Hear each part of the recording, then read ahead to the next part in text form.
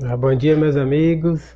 Dia 4 de junho de 2020, um pouco mais de 9 horas da manhã. Eu me chamo Isaías Costa e esse é o estudo da obra O Poder do Agora, do Eckhart Tolle. Essas lives que eu estou fazendo aqui diariamente, é esse projeto que eu venho desenvolvendo, né, que está sendo muito bacana, estou gostando pra caramba. Nesse momento nós estamos vendo o capítulo 3 do livro, um capítulo um pouquinho extenso. Teremos vários encontros, né, vendo esse capítulo, abordando temas muito diversos, muito profundos. Né? O tema que a gente vai trabalhar hoje, gente, é abandonando o tempo psicológico. Né? Vai ser esse até o título, né, dessa live, que tenho sempre dito, né, que depois eu vou deixar ela salva aqui no IGTV e vou também colocar nos meus outros canais, do YouTube e do podcast, né? Abandonando o tempo psicológico. Hoje, gente, eu vou falar muito sobre a questão de sentimento de culpa, de como trabalhar isso, e também a questão do perdão. Como nós podemos utilizar o perdão como uma ferramenta extremamente poderosa de cura, de libertação e de é, transmutar esse tempo psicológico que tanto nos atrapalha. A visão do Eckhart Tolle é muito nesse sentido, né, de que esse tempo psicológico ele atrapalha a nossa vida, atrapalha o nosso crescimento e a nossa evolução de consciência. Ok, gente? Sempre inicio agradecendo vocês que estão acompanhando esse estudo, quem está assistindo depois que ele fica salvo no IGTV. E o pessoal que está acompanhando pelo meu canal do YouTube, que é canal Isaías Costa. Se colocar lá no YouTube você encontra facilmente. Convido vocês a se inscreverem, gente, lá no canal do YouTube, para poder isso contribuir no processo de chegar para mais pessoas. Mesmo que você acompanhe só pelo Instagram, eu peço isso de vocês, gente, que se inscrevam no canal mesmo assim, para poder ele chegar para mais gente, né? O meu objetivo não é questão de engrandecimento, de querer muitas pessoas, muitos views, não é isso, é a questão de poder chegar para mais pessoas, entende? O que eu mais quero é que essas falas, né, e tudo isso que eu tenho trazido aqui, não fique só restrito a pouca gente, possa chegar para mais pessoas. E o algoritmo lá do YouTube, ele funciona dessa forma, né? Pelo número de views, pelo número de joinhas que você coloca, número de inscritos. Então, eu peço isso de vocês, né? Que mesmo quem acompanha só por aqui, se inscreva no canal, né? Dê um joinha lá nos vídeos, que isso vai ajudar lá nos algoritmos do YouTube. E também o pessoal que tem acompanhado pelo podcast, né? Que é o Para Além do Agora, tanto no Spotify quanto no SoundCloud, né? Tem algumas pessoas que estão acompanhando por lá também. Isso me deixa bem feliz, né? Enfim, gente, hoje a gente vai ver essa parte, né? Tem um pouquinho mais de leitura, né? Por isso que eu não vou me prender tanto nisso, assim, de comentários, essas coisas, e mais direto à obra, né? Então vamos lá. Ela diz assim, o começo, né, desse tópico. Aprenda a usar o tempo nos aspectos práticos da sua vida. Podemos chamar de tempo do relógio, mas retorne imediatamente para perceber o momento presente, tão logo esses assuntos práticos tenham sido resolvidos.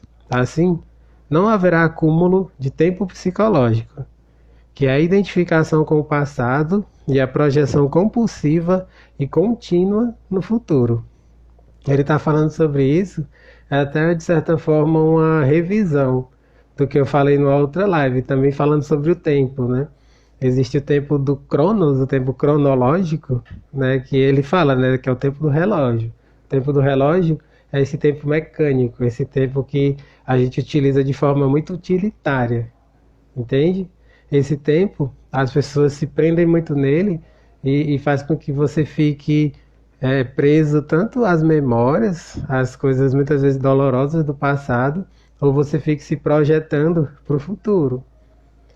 E aí o bacana, né, como eu comentei na outra live, é você transmutar isso, você viver pelo tempo do Kairos. Né? O tempo do Kairos é o tempo que você sente, você experimenta, o tempo do coração. O tempo cronológico, gente, é uma coisa que eu não comentei, né, na outra live, ele vem do grego, né? Esse termo Cronos era de um deus, deuses primordiais, né, que a gente estuda na filosofia. E ele era tipo um deus que comia os seus próprios filhos, né? E aí o deus Cronos, né, que comia os seus próprios filhos, é tipo uma metáfora, né, de que o tempo, ele nos come, literalmente. Nós estamos aqui nos desgastando momento a momento, né? A gente não sabe a hora que vai, nem que dia, nem o dia, nem a hora, né? Diz até na Bíblia isso. Mas esse tempo está correndo. E aí é como se a gente estivesse se consumindo dia após dia. Então, a gente não pode ficar preso nesse tempo cronológico. Porque se a gente ficar preso nesse tempo cronológico, vamos ficar o tempo todo nessa transição de se prender tanto no passado quanto no futuro, né? Então, vamos pegar isso como uma reflexão para nossa vida. A gente sair do tempo do Cronos, né, desse tempo que nos engole, para o tempo Kairos. O tempo do Kairos que é o tempo do coração, de você viver plenamente cada experiência. Ele continua. O tempo do relógio não diz respeito apenas a marcar um compromisso ou programar uma viagem. Inclui aprender com o passado, para não repetir os mesmos erros indefinidamente. Isso aqui é tão legal, gente, quando ele fala, ó, inclui aprender com o passado e não repetir os mesmos erros indefinidamente. Ou seja, o que é importante a gente saber? Quando você erra, não ficar preso nos erros, mas aprender com eles, né? Eu sempre lembro das palavras do Mário Sérgio Cortella, quando ele diz, né, que você não aprende com os erros. Na verdade, você aprende ao corrigir os erros. Grave muito bem isso, internalize isso. Porque tem muitas pessoas que erram conscientemente, sabia disso? Tem pessoas, às vezes, que fazem um monte de coisas que são erradas, que são antiéticas, que são, às vezes, prejudiciais para muita gente, e elas fazem isso conscientemente. E aí você pode falar para essa pessoa, aprendeu com o erro, entende? A gente tem que perceber que a gente tem que transmutar os erros, corrigi-los, reconhecer que erramos, para só assim a gente transmutar e poder ser diferente, agir diferente. É importante pontuar isso, gente. Estabelecer objetivos e trabalhar para alcançá-los. Predizer o futuro através de padrões e leis, que possam ser físicas, matemáticas, etc. Aprender com o passado e adotar as ações apropriadas com base em nossos prognósticos, né? Ou seja, a gente tem objetivos e trabalhar para alcançá-los, mas sempre conscientes de estar no momento presente, no aqui e agora. Ele continua, mas mesmo assim, no âmbito da vida prática, onde não podemos agir sem uma referência ao passado ou ao futuro, o momento presente permanece como um fator essencial, porque qualquer ação do passado é relevante e se aplica ao agora, e planejar ou trabalhar para atingir um determinado objetivo é feito agora. Essa última frase é bem legal. Planejar ou trabalhar para atingir um determinado objetivo é feito agora. A palavra objetivo, gente, ela é o ponto central aqui. Quando você fala de objetivo, eu sempre gosto de ir nas raízes das palavras. A etimologia nos ajuda muito a compreender com mais profundidade as coisas. Objetivo, quando você vê a raiz dela, significa mirar para frente. Quando você tem algum objetivo, é como se ele tivesse um alvo lá na frente e você está mirando nele. Aí o que acontece muitas vezes? Quando você não se planeja direito, é como se você jogasse o dardo, né, para um alvo, mas você não acerta lá o centro desse alvo. E aí vem às vezes arrependimentos, às vezes vem um certo sentimento de frustração. É normal, isso acontece. Agora, o que é o legal? O legal é que quando você vai mudando a sua consciência, você vai se tornando mais assim, alguém que vive o agora, é como se você mirasse melhor esse dardo para apontar exatamente naquele objetivo mesmo que faz parte do que seria o melhor para o seu crescimento. Isso é muito legal, gente. Eu tenho cada vez mais exercitado isso. Erro muitas vezes, como todo mundo, mas de uns tempos para cá eu tenho feito escolhas melhores. Essas escolhas melhores, elas derivam desse sentimento, né, desse movimento de estar no momento presente, de estar no aqui e agora. Ao fazer isso, a gente ganha mais lucidez e a gente fica mais antenado. Eu gosto dessa palavra, a gente fica mais antenado, mais intuitivo e vai percebendo, tipo assim, às vezes as ciladas que podem surgir, que são muitas. Tem muitas pessoas que às vezes querem puxar o nosso tapete, né, para nos derrubar. Quando a gente se trabalha a questão de viver plenamente no agora, a gente vai ganhando essa intuição, a gente vai percebendo, oh, não é por aqui, o caminho é por ali. A intenção daquela pessoa não é bacana, eu vou me afastar dela. Esse tipo de coisa, entende? Tudo isso tem a ver com essa questão que ele fala de objetivos. Quando a gente tem objetivos mais claros, a gente vai acertando melhor o alvo. Então, fica essa reflexão, gente, que eu acho maravilhosa, a partir da etimologia, da raiz dessa palavra. Que a gente consiga mirar melhor. Quando a gente tem melhores objetivos, é porque a gente concentrou melhor esse dardo e acertou bem lá no centro, bem no ponto máximo, que dá a maior pontuação, né? Beleza, gente? Então vamos lá, continuando. O principal foco de atenção das pessoas iluminadas é sempre o agora, embora elas tenham uma noção relativa do tempo. Em outras palavras, continuam a usar o tempo do relógio, mas estão livres do tempo psicológico. Ou seja, o que ele está falando é isso. Quando você está buscando esse processo de iluminação, que eu gosto sempre de chamar de expansão de consciência, eu gosto mais desse termo, eu acho mais tranquilo, assim, é como se fosse mais fácil de chegar, porque quando se fala em iluminação, parece uma coisa tão distante, né? Mas expansão de consciência não, expansão de consciência está mais ligada com o processo, né? Alguma coisa que você vai galgando. É um caminho a cada dia, um pouquinho por dia. E aí ele fala sobre isso, né? Que essas pessoas, quando são iluminadas, elas se desvencilham desse tempo psicológico. Elas vivem um tempo mais real. O tempo real é só o agora. É como a frase que eu disse, que estava aqui no livro, né? Que eu contei, que eu falei na live de ontem, né? Se não é agora, quando? Né? É muito legal, gente. Quando você pega essa frase, bota na sua vida, você lembra dela constantemente, você automaticamente já se movimenta, já se transfere, se transporta para o agora. Se não é agora, quando? Né? Fica essa reflexão. Aí ele continua. Esteja alerta quando praticar isso, para que você, sem querer, não transforme o tempo do relógio em tempo psicológico. Por exemplo, se você cometeu um erro no passado e só agora aprendeu com ele, está utilizando o tempo do relógio.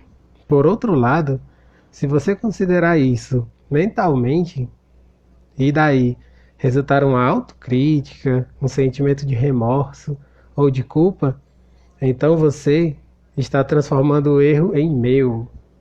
Aí já começa a atuar o nosso ego, gente. O ego, ele atrapalha demais o nosso processo de crescimento, nosso processo de evolução.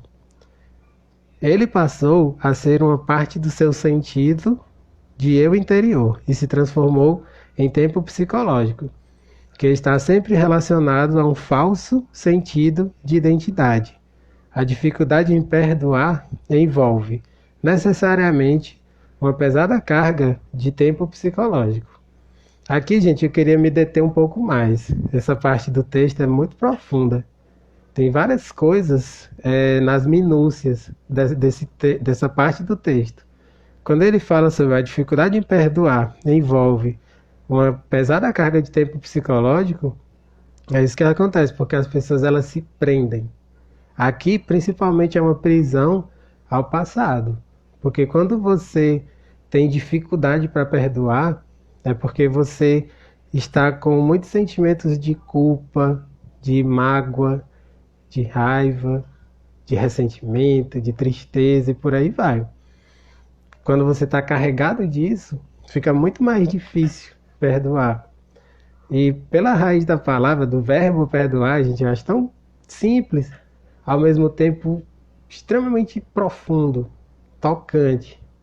Perdoar, quando você quebra a palavra, ela significa para dar, para doar.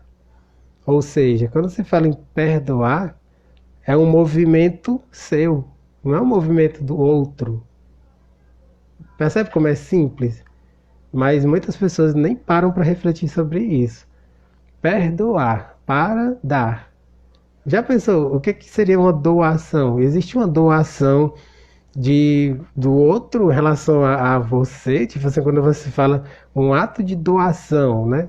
Presta atenção, um ato de doação é do outro para com você? Não, é de você para com o outro. O ato, ação. Percebe? Então, é isso que eu estou falando aqui. Quando você fala de perdão para dar, perdoar, é um movimento que tem que partir de você e não do outro. Entende? É muito estranho, né? Você falar doação, ato de doação. Pode ser do outro. Se for do outro, você vai agradecer e não, enfim, agir. Percebe?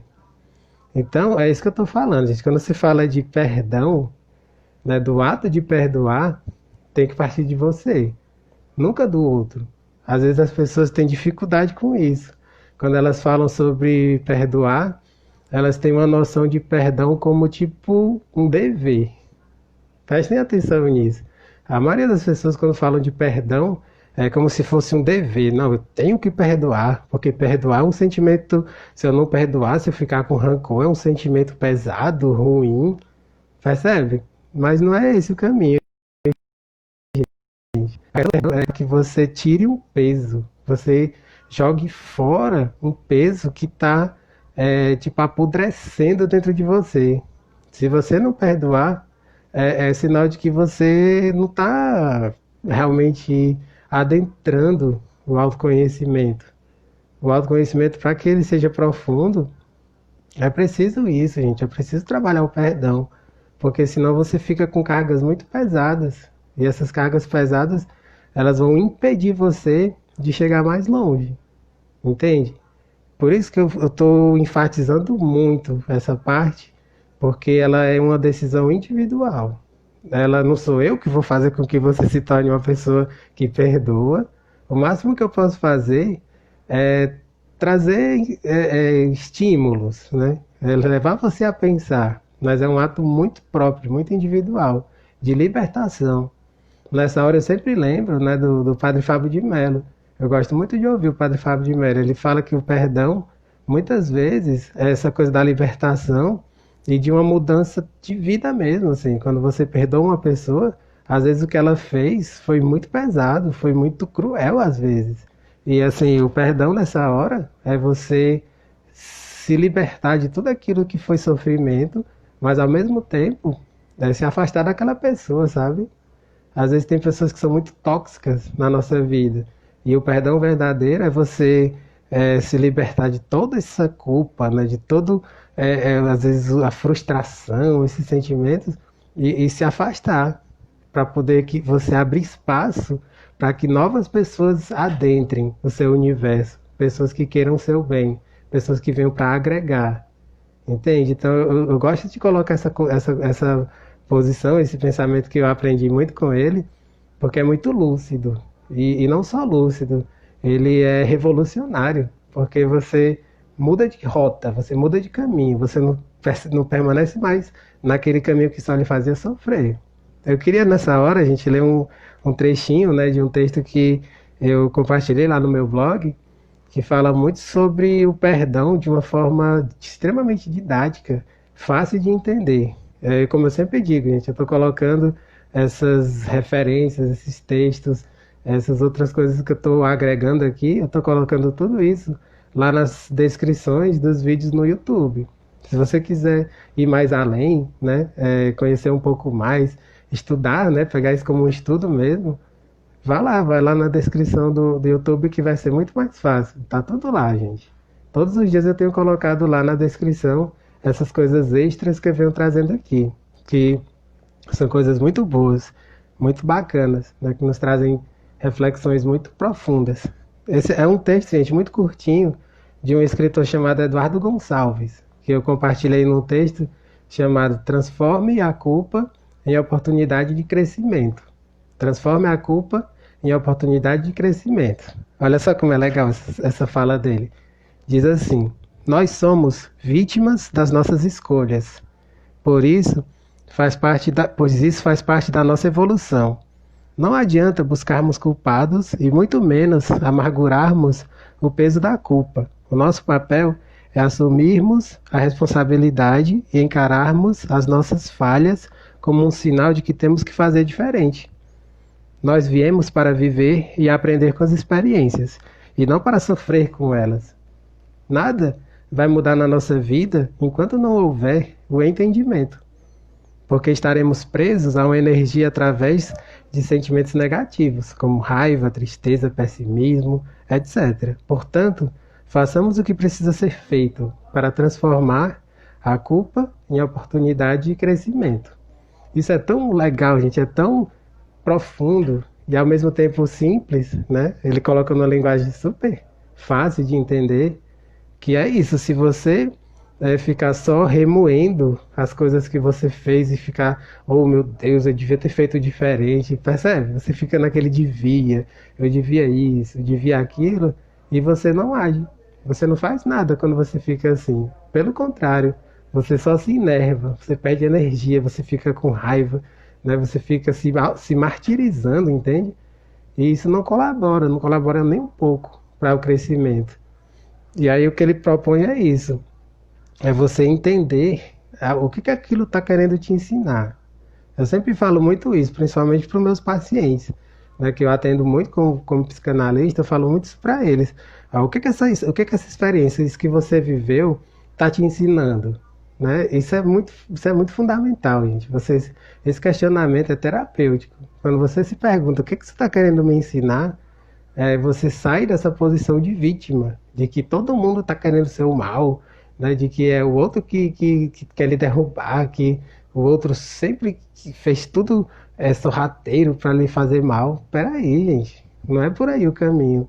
Você tem que entender que tudo na vida não existe acaso, tudo tem um porquê, né? E aí quando você entende isso, você vai se libertando, né? E aí, assim, uma coisa que eu queria até comentar, né, que nesse texto eu falei muito, né, sobre isso, que eu fui mudando muito meus caminhos, né? E eu era da física, né? Eu estudava matemática e física feito um louco, né?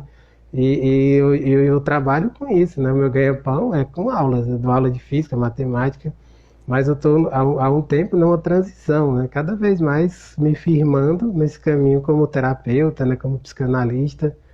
E nesse texto eu dizia, né, que eu não ia passar o resto da minha vida dando aula de matemática e física, né? E de certa forma isso já está acontecendo, né? Eu não passo 100% do meu tempo dando aulas, não, eu faço outras coisas. E isso é tão legal, porque não fica aquele sentimento de culpa, de nada disso, beleza, gente? Então reflitam sobre isso, né? E eu vou deixar também lá na descrição esse texto, né, que fala de várias outras coisas que pode acrescentar mais reflexões bem bacanas para você nesse dia, ok?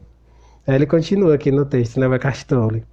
Se estabelecemos um objetivo e trabalhamos para alcançá-lo, estamos empregando o tempo do relógio.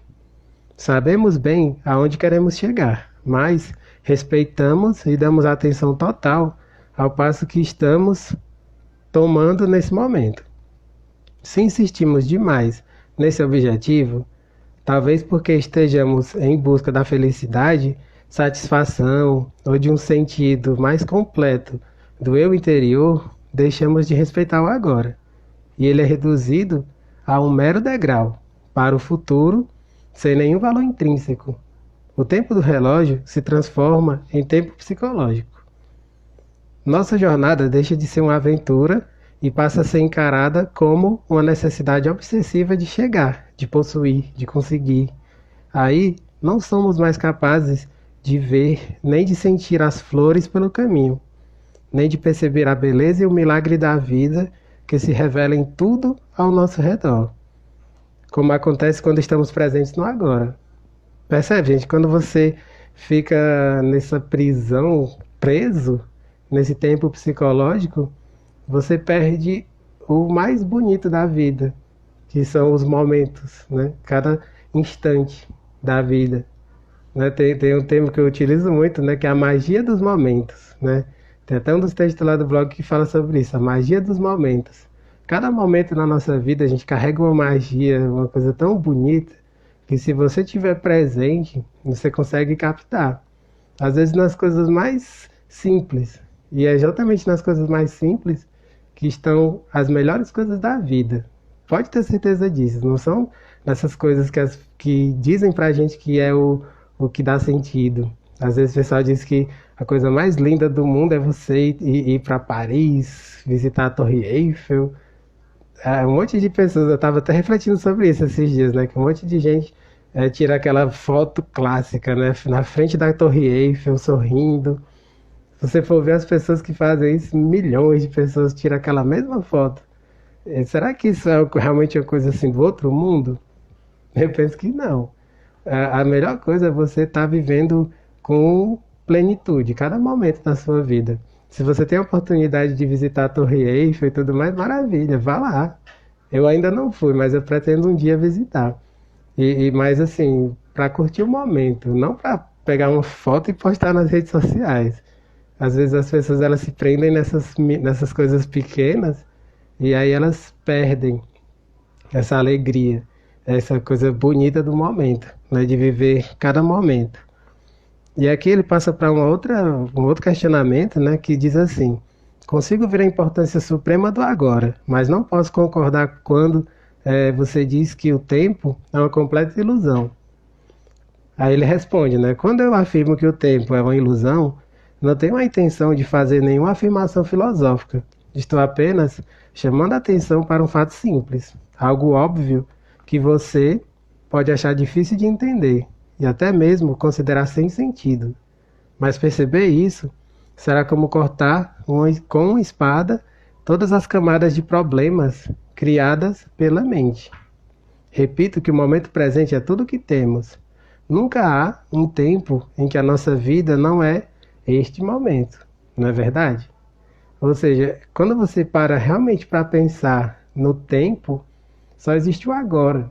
O futuro é ilusão. E o passado já foi. Né? As coisas do passado elas só podem ser vistas como referência, como uma experiência. Né? Falando sobre isso, eu até me lembrei de uma frase muito que viralizou do Mário Sérgio Cortella. As pessoas falam muito isso, colocam muito isso nas redes sociais. Eu acho muito simples e ao mesmo tempo boa essa reflexão. Ele faz um trocadilho, né, de que não tenha o passado, não pegue o passado como uma residência, mas como uma referência. Talvez você já tenha lido ou ouvido essa frase. O Cortella fala muito dela. Né? Tenha o passado como uma referência, não como uma residência. Se você ficar morando no passado, você perde o melhor da vida, que é o agora.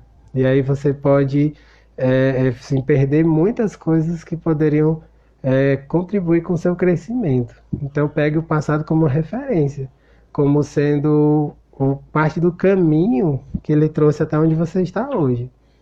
Você viveu muitas coisas que foram importantes, que foram fundamentais, mas que você não pode ficar preso nisso. É preciso ir além. E esse ir além é se conectar com o agora, com o momento presente.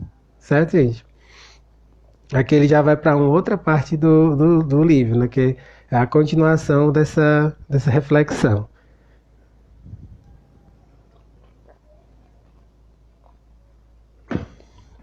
Não teremos qualquer dúvida de que o tempo psicológico é uma doença mental, se olharmos para suas manifestações coletivas. Elas ocorrem, por exemplo, na forma de ideologias, como o comunismo, o nacionalsocialismo, ou qualquer nacionalismo, ou de sistemas rígidos de crenças religiosas, que atuam na suposição implícita de que o bem maior repousa no futuro, e que, portanto, o fim justifica os meios.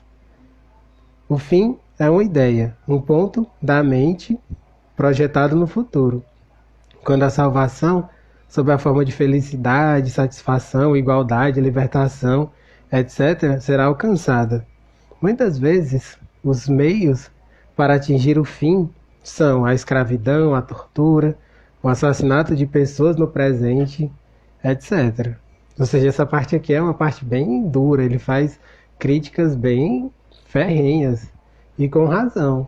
Eu queria até pontuar isso, gente, de que às vezes muito sofrimento que a humanidade teve foi por conta de distorções, né? Por exemplo, no tempo da Inquisição, a igreja dominava o mundo e por conta de valores religiosos que muitos deles eram extremamente carregados de preconceitos, né, de visões muito pequenas, levaram à morte de um monte de gente.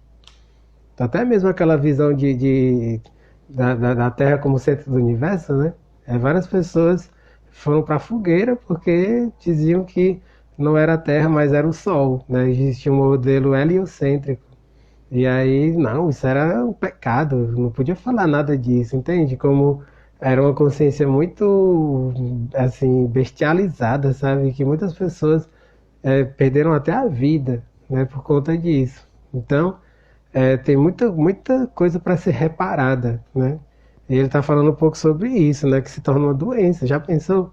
Você matar uma pessoa porque ela constatou que o Sol é o centro da galáxia, né? Ele falou uma verdade, algo que depois se tornou, enfim, uma verdade absoluta, e essa pessoa teve que perder a vida, entende?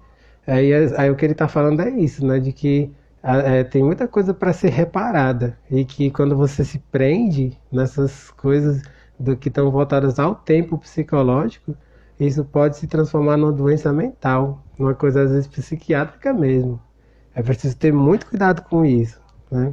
Aí ele continua. Por exemplo, estima-se que cerca de 50 milhões de pessoas foram assassinadas para promover a causa do comunismo e levar a um mundo melhor na Rússia, na China e em outros países. Esse é um exemplo terrível de como uma crença em um paraíso no futuro cria um inferno no presente. Resta alguma dúvida de que tempo psicológico é uma doença mental séria e perigosa? Isso aqui é muito bacana, gente, o que ele está falando aqui. É o tipo a continuação do que eu estava comentando, né? De que esse tempo psicológico, quando você se prende nele, se torna uma doença, algo realmente muito sério. E aqui eu queria contar uma historinha, gente, que faz um link muito bom com isso, né? Que a gente comenta sobre a questão de céu, né? De inferno. As religiões, às vezes, elas levam você a acreditar que quando você morre existe um paraíso, a sua alma vai ter uma felicidade eterna, né, que vai ser só luz, só glória. E as pessoas, elas, tipo assim, elas caem nessa, tipo uma armadilha, né, que precisa ser melhor vista, melhor interpretada. E aí eu queria contar uma historinha, gente, zen, né, que eu aprendi isso com a Monja Coen, né, eu escuto muito a Monja Coen, e ela fala repetidas vezes essa historinha porque ela é muito didática. E ela mostra que somos nós que criamos o inferno ou o céu, né? Ela tem até um livro, né, com o Leandro Carnal que fala sobre isso. O inferno somos nós. É um livro que eu já li, eu recomendo muito. Se você ainda não leu, ele é super fácil de conseguir em qualquer lugar que você for. Qualquer livraria você encontra. O inferno somos nós. E aí tem essa historinha aí que diz assim, tinha um samurai, né? Um samurai muito daqueles bem bam bam bam mesmo, assim, super forte, né? Super habilidoso, né? Ele queria assim uma melhor explicação, né, sobre o céu e o inferno. E aí ele foi no maior mestre lá da cidade dele, assim, o considerado o maior dos mestres. E aí ele chegou lá e perguntou para ele: mas mestre, eu queria entender melhor sobre o céu e o inferno. Você pode me explicar? Né? E aí ele fala: meu Deus do céu, como é que você consegue ser uma pessoa tão idiota?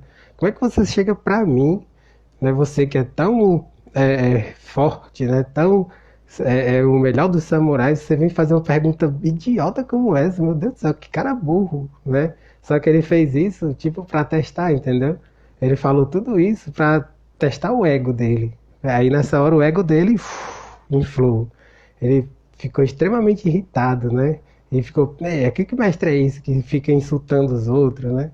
E aí ele pegou a espada dele, né? Desembanhou a espada para poder matar o mestre, né? E aí, nessa hora, ele fala, abriram-se as portas do inferno. E aí ele pensa, "Shh." Aí ele ficou refletindo, né? E aí pegou e colocou de volta a espada, né? No espaço lá onde fica, né? E aí nessa hora ele fala, abriram-se as portas do céu. Essa é a história do Zen, né? Que é muito impactante, assim. Sempre que eu escuto essa história, me vem novas reflexões. E qual o grande objetivo dessa história? É falar que o céu e o inferno tá aqui, gente. Somos nós que construímos a partir da nossa vida, a partir das nossas escolhas, a partir daquilo que a gente escolhe como sendo bom para nós, né? Se você tem escolhas mais conscientes, você vai construir um céu na sua vida. É até interessante falar sobre isso nesse período de pandemia, gente, porque eu tenho falado inúmeras vezes aqui, né, que é um momento que é impossível, gente, você dizer que você está plenamente feliz, né, de que tudo são flores, é impossível, gente. É só mesmo uma pessoa que seria um psicopata para dizer que tá tudo às mil maravilhas. Não, não está, né? É um sofrimento grande que milhões de pessoas estão passando, mas apesar de tudo isso, você pode, através da sua consciência, fazer escolhas melhores, que possa trazer bem-estar para você, para as pessoas que convivem com você de perto, entende? Isso é possível. E isso traz um sentimento de paz, de harmonia. Eu não diria de felicidade plena, né? Como eu sempre relembro o Mário Sérgio Cortella, que diz, né? A pessoa que é feliz o tempo todo, ela não é feliz, ela é tonta, entende? É tão legal essa reflexão, porque é bem por aí. Eu jamais você vai me ouvir dizer que eu sou uma pessoa que é 100% feliz, plenamente feliz. Não dá, gente. Ainda mais no período começar agora de pandemia, eu me compadeço muito do sofrimento das famílias. Até escrevi esses dias um texto falando sobre o racismo endêmico, né, que a nossa sociedade passa, o sofrimento que a comunidade negra, né, principalmente nos Estados Unidos, está passando é uma coisa estarrecedora, gente. Então, você vê tudo isso e dizer que está tudo bem e passar panos sobre isso, não pode, né? Então, eu faço questão de falar sobre tudo isso para não ficarmos alienados, né? Para que a gente não se torne alienados, não fiquemos com essa coisa assim, tipo, adormecida, né? Para que a nossa consciência ela consiga se expandir ao ponto da gente se conectar com todas as pessoas, né? Com todos os seres. Esse é o objetivo, gente. É para isso que nós estamos aqui, para gerar essas conexões com todo mundo. É assim que eu vejo, né? Espero que esteja me fazendo ser entendido, né? E aí ele continua. De que forma esse padrão mental opera na sua vida? Você está sempre tentando chegar a algum outro lugar além daquele onde você está? A maior parte do que você faz é apenas um meio para alcançar um determinado fim? A satisfação está sempre em outro lugar ou restrita a breves prazeres como sexo, comida, bebidas e drogas? Ou relacionada a uma emoção ou excitação? Você está sempre pensando em vir a ser, adquirir, alcançar, ou, em vez disso, está à caça de novas emoções e prazeres? Você acha que, quanto mais bens adquirir, uma pessoa se sentirá melhor ou psicologicamente completa? Essa é a espera de um homem ou de uma mulher, quer dizer, está à espera de um homem ou de uma mulher que dê sentido à sua vida? Ele faz todos esses questionamentos, gente, que estão relacionados com esse tempo psicológico, com o passado ou com o futuro, jamais com o agora, né? É tudo vir a ser, né? Eu vou encontrar um trabalho que vai me trazer felicidade, eu vou encontrar aquela pessoa maravilhosa que vai me fazer feliz. Não, gente, é você que tem que buscar no seu próprio caminho a realização, você se sentir feliz, se sentir pleno. E aí, a partir daí, você compartilha a sua felicidade, compartilha a sua plenitude com as outras pessoas. é esse compartilhamento, esse transbordamento desse ser, né, do seu próprio ser, que faz com que você vá se desvencilhando desse tempo psicológico. É um exercício para a vida inteira, mas é possível, né? É o que ele fala, né, que é o que ele chama de ser iluminado, é aquela pessoa que já conseguiu 100% completamente se desvencilhar desse tempo psicológico, dessas prisões, né, ao passado e ao futuro. Todos nós estamos aprendendo, né? Eu estou longe de chegar nesse lugar, né, de não mais ter prisões nesse tempo psicológico. Mas quando a gente reflete sobre isso, quando a gente com carinho pensa a respeito dessas questões, a gente pode, aos pouquinhos, ir se desvencilhando dessas armadilhas todas que estão nesse tempo psicológico. E aí, isso aqui já para fechar, gente, é o último parágrafo, né, para a gente fechar essa live de hoje, diz assim: no estado normal de consciência, o poder e o infinito potencial criativo do agora estão completamente encobertos pelo tempo psicológico. Nossa vida perde a vibração, o frescor, o sentido de encantamento. Os velhos padrões de pensamento, emoção, comportamento, reação e desejo são encenados repetidas vezes, como um roteiro dentro da nossa mente que nos dá uma identidade, mas distorce ou encobre a realidade do agora. A mente então desenvolve uma obsessão pelo futuro, buscando fugir do presente insatisfatório.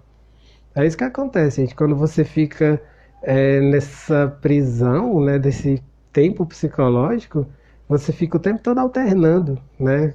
Você fica remoendo as coisas do passado, aí você vê, não, meu Deus do céu, eu não posso pensar nisso não. E aí você vai se projetando para o futuro. Aí você quer, não, eu vou fazer alguma coisa para que lá na frente eu seja melhor, eu seja mais feliz. E aí você fica nessa alternância, você fica pulando para o passado para o futuro, pro passado para o futuro. Jamais vivendo no presente, no agora. É disso que ele está falando aqui. Que você perceba isso. Faça esse exercício de pensar onde é que está a minha cabeça, o que é que eu estou pensando, o que é que eu estou sentindo, para que dessa forma você consiga se ancorar no presente e aos pouquinhos sair desse tempo psicológico, que é uma extrema amarra, é uma amarra que todos nós temos em maior ou menor grau. Então é isso, gente. Espero que tenham gostado, né, dessas reflexões. Essa aqui é uma parte muito profunda do livro, né, que é preciso a gente esmiuçar bem para poder compreender o que ele está querendo nos dizer. Eu tenho falado isso muitas vezes aqui, gente, que tem muitas minúcias no que ele fala, que é preciso se deter muito bem para conseguir compreender e internalizar e pegar isso como uma oportunidade de transformação. Ok, gente? Então, amanhã nos vemos, né, para a continuação do capítulo 3 desse livro, do Poder do Agora. Um grande abraço e até a nossa próxima live.